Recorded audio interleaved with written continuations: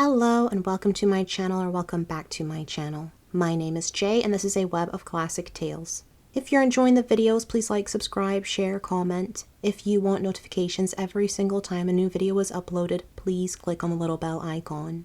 Today we will continue reading Jane Austen's Sense and Sensibility.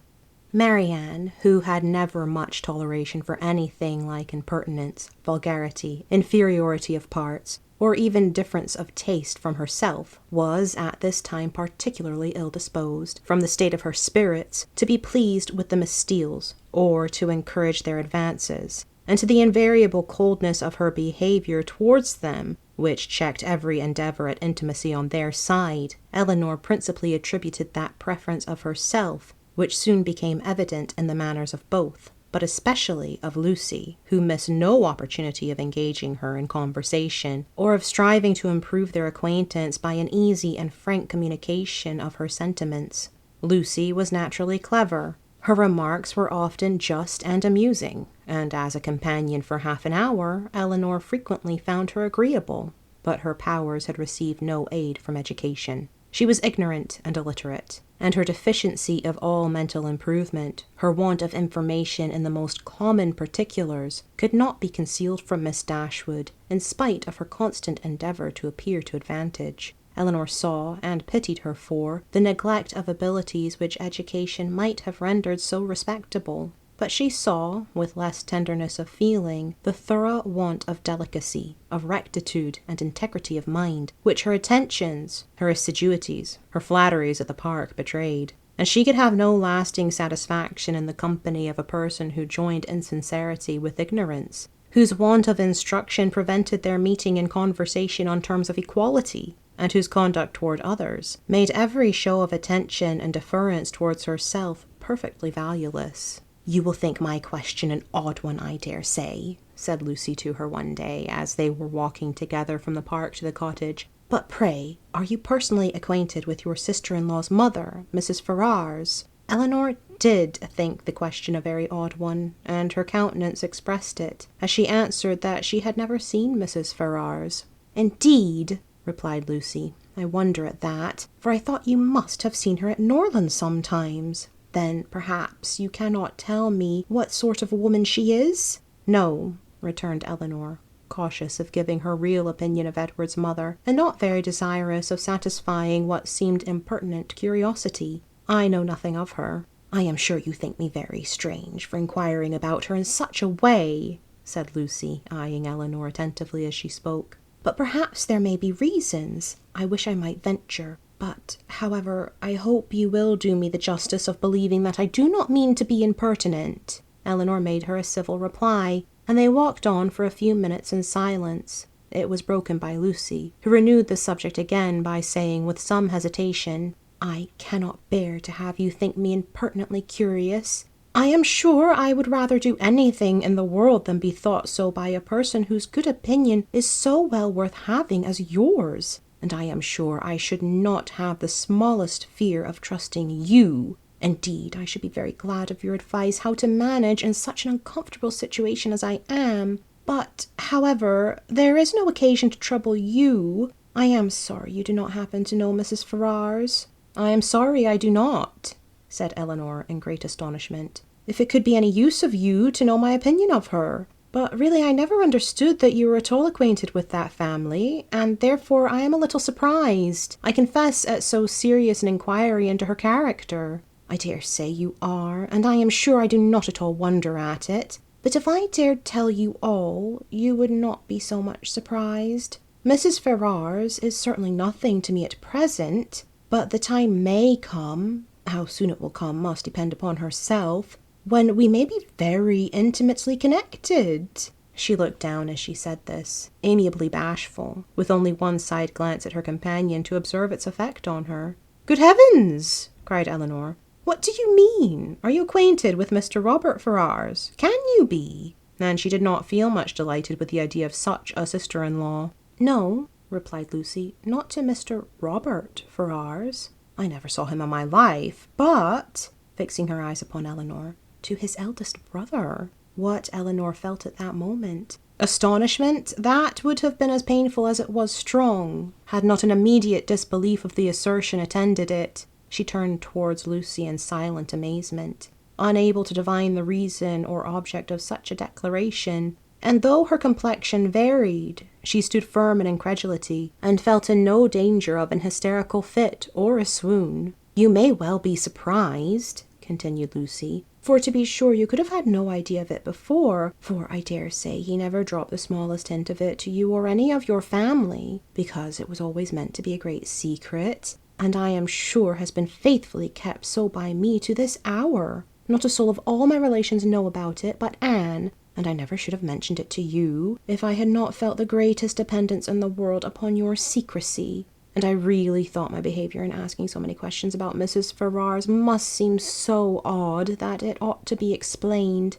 And I do not think Mr. Ferrars can be displeased when he knows I have trusted you, because I know he has the highest opinion in the world of all your family, and looks upon yourself and the other Miss Dashwoods quite as his own sisters." She paused. Elinor, for a few moments, remained silent. Her astonishment at what she heard was at first too great for words, but at length, forcing herself to speak, and to speak cautiously, she said, with calmness of manner, which tolerably well concealed her surprise and solicitude, "May I ask if your engagement is of long standing?" "We have been engaged these 4 years." "4 years?" "Yes." Elinor, though greatly shocked, still felt unable to believe it. "I did not know," said she, "that you were even acquainted till the other day." "Our acquaintance, however, is of many years' date. He was under my uncle's care, you know, a considerable while." "Your uncle?" "Yes, Mr. Pratt. Did you never hear him talk of Mr. Pratt?" "I think I have," replied Elinor, with an exertion of spirits which increased with her increase of emotion. "He was 4 years with my uncle, who lived at Longstable, near Plymouth. It was there our acquaintance begun, for my sister and me was often staying with my uncle, and it was there our engagement was formed, though not till a year after he had quitted as a pupil, but he was almost always with us afterwards. I was very unwilling to enter into it, as you may imagine, without the knowledge of an approbation of his mother, but I was too young and loved him too well to be so prudent as I ought to have been. Though you do not know him so well as me, Miss Dashwood, you must have seen enough of him to be sensible he is very capable of making a woman sincerely attached to him." "Certainly," answered Elinor, without knowing what she said. But after a moment's reflection, she added, with revived security of Edward's honour and love, and her companion's falsehood, "Engaged to Mr. Edward Ferrars! I confess myself so totally surprised at what you tell me that, really, I beg your pardon, but surely there must be some mistake of person or name. We cannot mean the same Mr. Ferrars." "We can mean no other," cried Lucy, smiling. "Mr. Edward Ferrars, the eldest son of Mrs. Ferrars of Park Street, and brother of your sister-in-law, Mrs. John Dashwood, is the person I mean. You must allow that I am not likely to be deceived as to the name of the man on whom all my happiness depends." "It is strange," replied Elinor, in a most painful perplexity, "that I should never have heard him even mention your name." "No, considering our situation, it was not strange. Our first care has been to keep the matter secret. You knew nothing of me or my family, and, therefore, there could be no occasion for ever mentioning my name to you. And as he was always particularly afraid of his sister suspecting anything, that was reason enough for his not mentioning it." She was silent. Elinor's security sunk, but her self-command did not sink with it. 4 years you have been engaged," she said with a firm voice. "Yes, and heaven knows how much longer we may have to wait. Poor Edward! It puts him quite out of heart." Then taking a small miniature from her pocket, she added, "To prevent the possibility of mistake, be so good as to look at this face. It does not do him justice, to be sure, but yet I think you cannot be deceived as to the person it was drew for. I have had it above these 3 years." She put it into her hands as she spoke, and when Elinor saw the painting, whatever other doubts her fear of a too hasty decision, or her wish of detecting falsehood might suffer to linger in her mind, she could have none of its being Edward's face. She returned it almost instantly, acknowledging the likeness. "I have never been able," continued Lucy, "to give him my picture in return, which I am very much vexed at, for he has been always so anxious to get it. But I am determined to set for it the very first opportunity." "You are quite in the right," replied Elinor calmly. They then proceeded a few paces in silence. Lucy spoke first. "I am sure," said she, "I have no doubt in the world of your faithfully keeping this secret, because you must know of what importance it is to us not to have it reach his mother, for she would never approve of it, I dare say.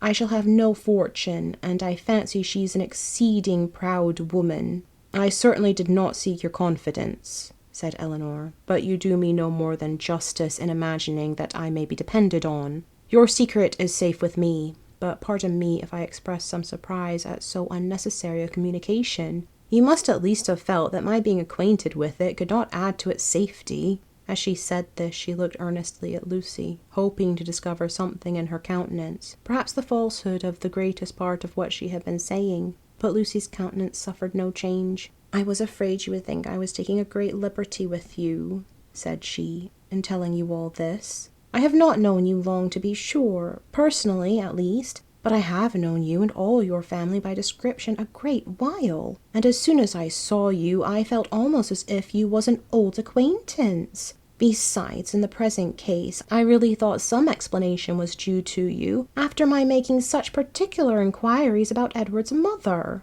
And I am so unfortunate that I have not a creature whose advice I can ask. Anne is the only person that knows of it, and she has no judgment at all. Indeed, she does me a great deal more harm than good, for I am in constant fear of her betraying me. She does not know how to hold her tongue, as you must perceive, and I am sure I was in the greatest fright in the world t'other day, when Edward's name was mentioned by Sir John, lest she should out with it all. You can't think how much I go through in my mind from it altogether. I only wonder that I am alive after what I have suffered for Edward's sake these last 4 years. Everything is such suspense and uncertainty, and seeing him so seldom. We can hardly meet above twice a year. I am sure I wonder my heart is not quite broke." Here she took out her handkerchief, but Elinor did not feel very compassionate. "Sometimes," continued Lucy after wiping her eyes, "I think whether it would not be better for us both to break off the matter entirely."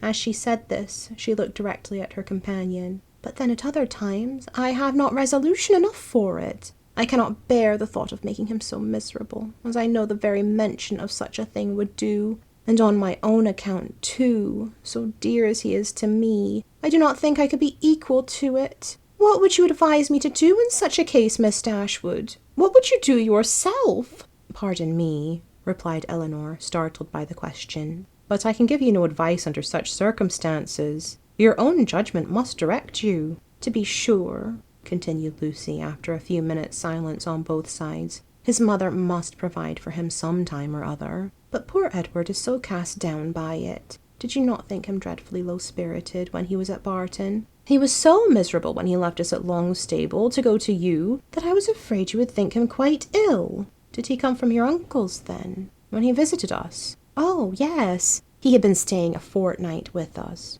"Did you think he came directly from town?" "No," replied Elinor, most feelingly sensible of every fresh circumstance in favour of Lucy's veracity. "I remember he told us that he had been staying a fortnight with some friends near Plymouth." She remembered, too, her own surprise at the time, at his mentioning nothing farther of those friends, at his total silence with respect even to their names. "Did you not think him sadly out of spirits?" repeated Lucy. "We did, indeed, particularly so when he first arrived. I begged him to exert himself, for fear you should suspect what was the matter. But it made him so melancholy, not being able to stay more than a fortnight with us, and seeing me so much affected, poor fellow. I am afraid it is just the same with him now, for he writes in wretched spirits. I heard from him just before I left Exeter," taking a letter from her pocket and carelessly showing the direction to Elinor. "You know his hand, I dare say, a charming one it is, but that is not written so well as usual. He was tired, I dare say, for he had just filled the sheet to me as full as possible."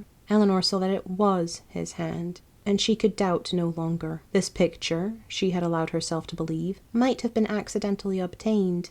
It might not have been Edward's gift, but a correspondence between them by letter could subsist only under a positive engagement, could be authorized by nothing else. For a few moments she was almost overcome. Her heart sunk within her, and she could hardly stand. But exertion was indispensably necessary, and she struggled so resolutely against the oppression of her feelings that her success was speedy, and for the time complete. "Writing to each other," said Lucy, returning the letter into her pocket, "is the only comfort we have in such long separations. Yes, I have one other comfort in his picture, but poor Edward has not even that. If he had but my picture, he says he should be easy. I gave him a lock of my hair, set in a ring, when he was at Longstaple last, and that was some comfort to him, he said, but not equal to a picture. Perhaps you might notice the ring when you saw him?" "I did," said Elinor, with a composure of voice under which was concealed an emotion and distress beyond anything she had ever felt before.